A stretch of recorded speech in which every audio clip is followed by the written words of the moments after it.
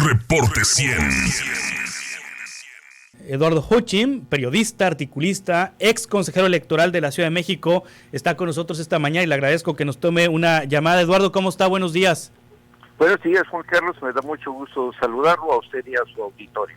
Eduardo, ¿les va a alcanzar a la Alianza Va por México, PRI, PAN, PRD, a esta alianza opositora en 2 meses para sacar todo este plan tan complejo para seleccionar a quien va a ser el coordinador de este Frente Amplio opositor, o palabras más, palabras menos, el próximo candidato presidencial o candidata presidencial de la oposición? Yo creo que en efecto es un método muy barroco, muy complejo, al que todavía le faltan darse a conocer muchos detalles. Y sí, uno de esos aspectos importantes es si el tiempo les va a alcanzar para desarrollar todo este plan en forma que resulte satisfactoria para quienes participen en ese proceso. Por lo pronto ya varios de los participantes están planteando preguntas de aspectos que no están de todo claros. Hay versiones de prensa, por citar un caso, que ha hablado de 150,000 firmas, pero esto no se ha dicho oficialmente.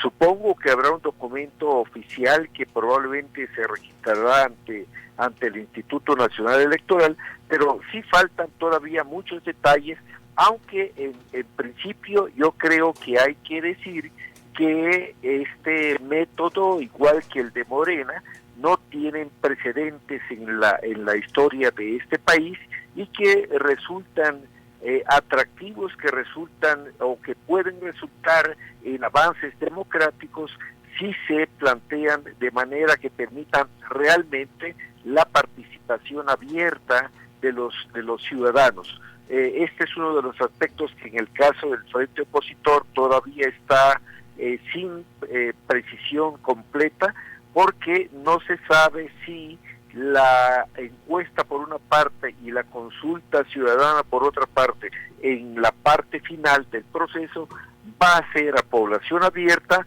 o solamente a los ciudadanos que se inscribieron en un primer momento mediante las firmas registradas por los propios aspirantes.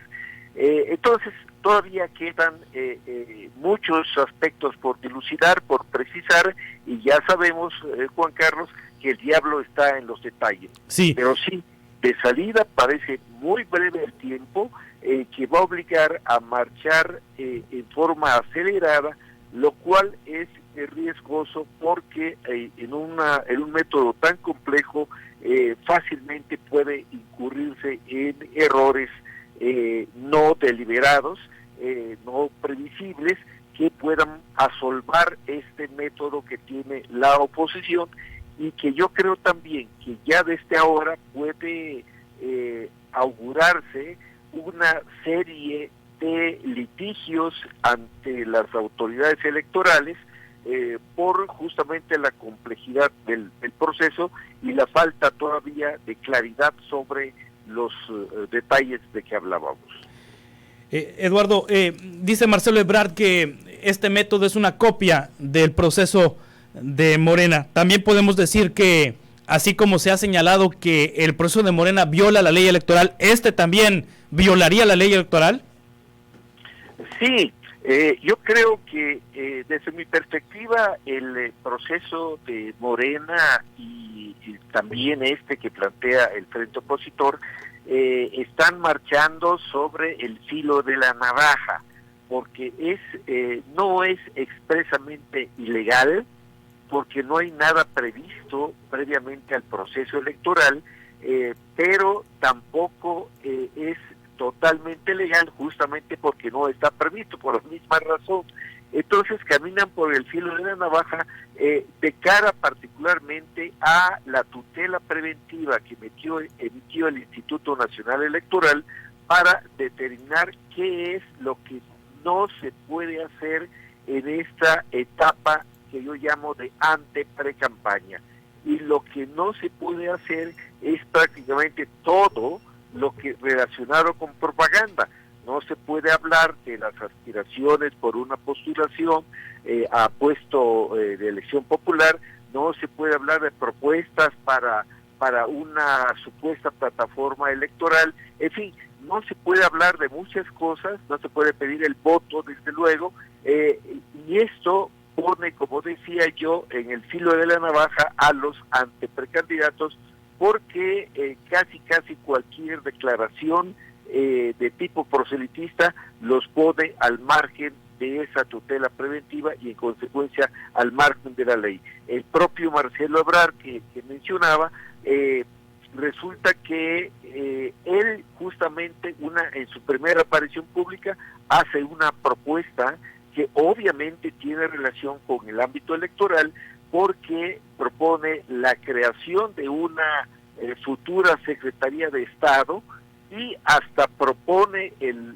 nombre de la persona, un hijo del presidente, que ocuparía la titularidad de esa secretaría. Desde luego, al ocurrir esto, es claro que se está hablando de su elección como presidente de la República, con lo cual ya estaría violando uno de los aspectos que contiene la tutela preventiva emitida por el INE. Sí, y hoy, esta mañana, Xóchitl Gálvez envía un mensaje donde dice: quiero ser presidenta de México, hace una defensa de los programas sociales del presidente López Obrador. Curioso, la estrategia que está utilizando Xóchitl Gálvez, hace una defensa de los programas sociales de López Obrador, dice que ella no propone que desaparezcan, y luego se va con una crítica a la administración del presidente López Obrador y cierra con el tema de que quiero ser presidenta de México, muy parecido a lo de Ebrard. Exacto, hay una declaración expresa que infringe la ley porque no estamos todavía en los tiempos. Yo pienso que en realidad lo que está ocurriendo es que la realidad se está imponiendo a la ley, pero mientras la ley esté vigente, pues por supuesto que hay que cumplirla, hay que acatarla. Y en el caso de Xóchitl, pues está claro que está haciendo una declaración que justamente es lo que no se puede hacer de acuerdo con la tutela preventiva del Instituto Nacional Electoral. Sí. Y en lo que mencionaba usted, Juan Carlos, relacionado con las semejanzas, pues sí, hay semejanzas, no es igual. El método de Morena, el método de Morena es mucho más sencillo, pero sí hay una encuesta que hace o que postula, que propone, que ha acordado el Frente Opositor, y también hay una denominación de coordinador nacional del Frente Opositor que se parece mucho al coordinador de defensa de la Cuarta Transformación. Es decir, son denominaciones que ocultan lo que realmente se está haciendo, y en ambos casos es la definición de una candidatura presidencial. Y de ahí que de parte de muchos actores políticos, académicos, etcétera, haya la convicción de que se trata de una gran simulación ahora de ambos lados y de un fraude a la ley. La Alianza Va por México le apuesta a la docilidad del Instituto Nacional Electoral, la docilidad que ha tenido con Morena, sobre todo ahora que llegó la nueva presidenta Tadei. Bueno, Juan Carlos, yo creo que esto de docilidad y de complacencia y de tolerancia del Instituto Nacional Electoral, me parece que es injusto atribuirle esos adjetivos, porque hay una cosa importante. Sí. En este asunto concreto, lo que le toca al Instituto Nacional Electoral es emitir medidas cautelares y tutelas preventivas como la que ya emitió. Más allá no puede hacer más, porque a quien le toca imponer las sanciones de que se trate es al Tribunal Electoral del Poder Judicial de la Federación, precisamente a su sala regional especializada, que todavía no se pronuncia más que en el caso de la sala superior respecto a le toca al Tribunal Electoral, no al INE, entonces. Exacto. En todo caso, le tocaría al INE negar candidaturas si el INE considera que... En su momento, pero estaríamos ante una situación indeseable, porque yo digo que eso equivale a aplicar la pena de muerte, y lo que se necesitaría es que las sanciones fueran si las hubiera, fueran graduales y no determinar la pena de muerte, es decir, la extinción de la candidatura o el no registro de la candidatura, porque eso es lo máximo que se puede hacer con un candidato o anteprecandidato. Es una situación indeseable, yo creo y espero que no se dé, y lo que sí es que es necesario que de ambas partes, de las autoridades electorales y de los partidos políticos, pues haya la necesidad, haya la buena voluntad, la decisión de acatar las decisiones que emita el Instituto Nacional Electoral. Sí, usted habla de anteprecandidato y seguramente pues habrá que legislar en la materia en un futuro para en una reforma electoral que considere esta circunstancia que estamos viviendo, pero somos tan baquetones los mexicanos, y discúlpeme el término, Eduardo Juchín, que después vamos a estar hablando de anteprecandidato. Si legislamos en temas de anteprecandidaturas, después vamos a tener anteprecandidato. Sí, Juan Carlos, lo que ocurre es que en este estado de desconfianza que prevalece en el ánimo de las grandes porciones de la sociedad, hemos hecho una legislación muy restrictiva.